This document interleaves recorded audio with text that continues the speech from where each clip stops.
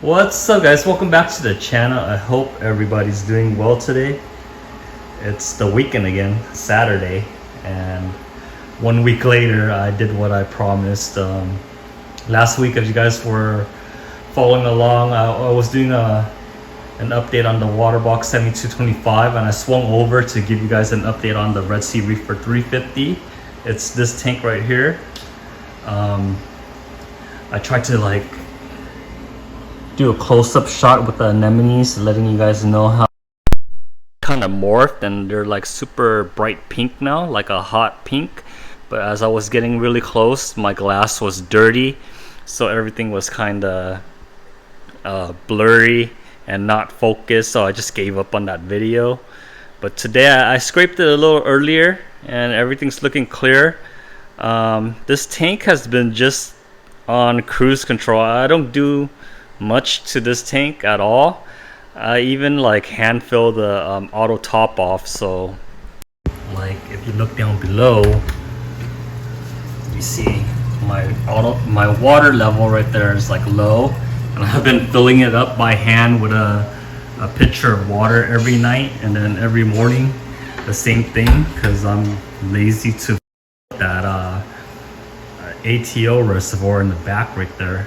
With the water box 7225, I have it hooked up to the hose in back, and I got that little solenoid, so it's very easy to fill up that 29-gallon tank right under the tank. So I have RODI water ready at will. But for this one right here, I have to fill it by hand or keep an eye on it. And I have a 12-gallon trash can in back, and I fill that by hand, and it gets old and get really lazy.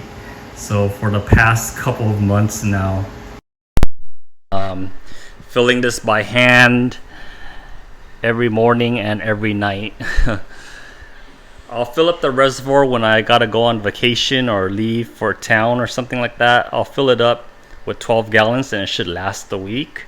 But lately I've been doing it by hand. Now, like I said, this tank, the anemone tank, has been super easy to maintain. I haven't done much to it at all. I do get algae on the glass and stuff like that, but I don't have crazy hair algae on the rocks or anything like that. But if you look closely, it probably looks out of sight for you guys, some of you guys, like the back wall right there. It's a little fuzzy with I think algae back there. Algae on the rocks too, but it's not super long hair or anything like that. I got two tangs in here, a Tomani tang and a Scopa tang. They munch on all that throughout the day, so they keep it mowed down. You see, he's right here. Is pretty shy. You see him right there in the corner, the left corner right there. He's pretty shy, and the Scopa tank's pretty shy too. So when you're up on the tank, they go hiding in there, in between rocks and everything. But yeah, this tank, zero maintenance. I haven't really done water change to it. I don't think it needs too much because it's just anemones and leathers.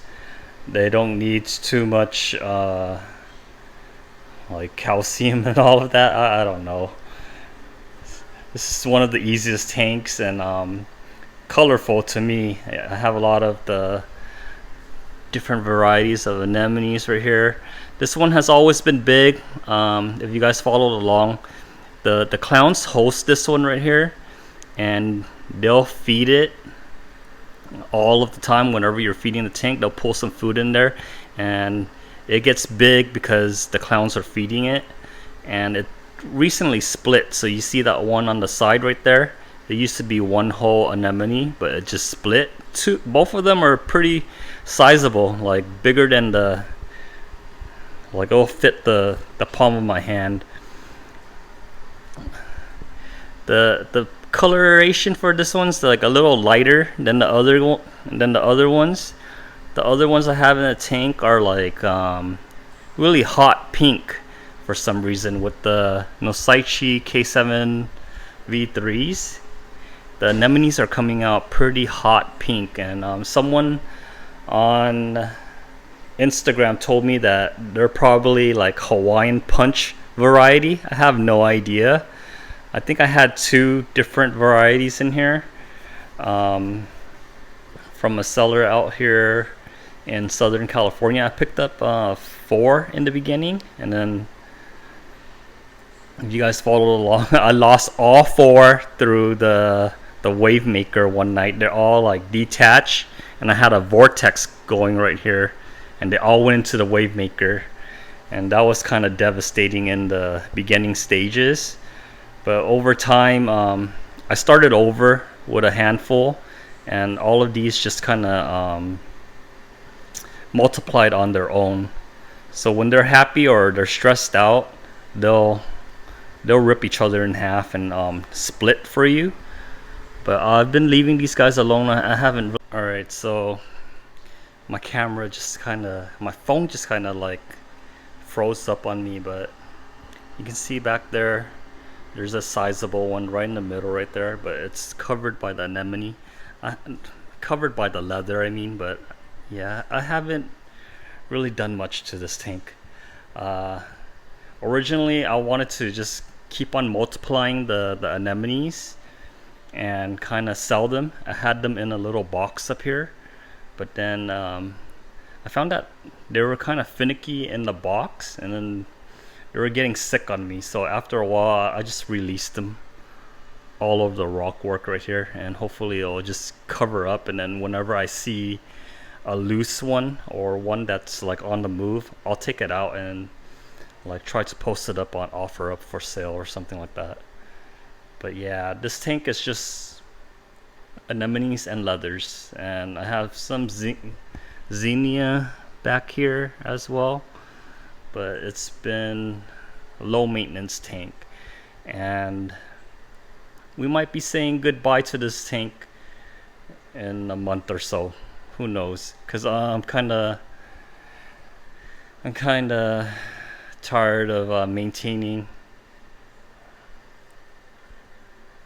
I kind of had my joy with this tank, and I know my dad has been wanting to get into reefing and a marine aquarium, and I think this is perfect for him, for a beginner, because for the last year or so, this thing has been just on cruise control. All of my my media and everything down here is all seasoned, so over time it's just becoming kind of bulletproof. This thing is just not going to crash if you just do not overfeed and just maintain everything. The tank just kind of runs itself, and I think it would be a good fit for my dad. So I offered him this entire tank if he wanted it. I'll break it down and take it over to his house, and even give him the anemones and things like that. And I visit them once a week, so I could keep tabs on the tank and kind of keep an eye on it for him. But I think it would be very enjoyable for him to just have a tank like this and kind of watch and like enjoy the inhabitants of the tank, the anemones, the hosting clowns right here. And I got a 6-line brass and the 2 tangs. It's a pretty cool tank that's just on cruise control, and then things are just constantly growing in here. So you see the leathers, and this is leathers as well. Everything's just growing. You just trim it back and everything, but overall I just like the coloration. Everything just pops with the K7, with the Nosaichi K7 V3s right here. I think the lights are awesome. Everything just pops. You don't need to adjust anything. When you want it to pop, it's just popping all of the time. The lights are blue. The tank is just popping with color.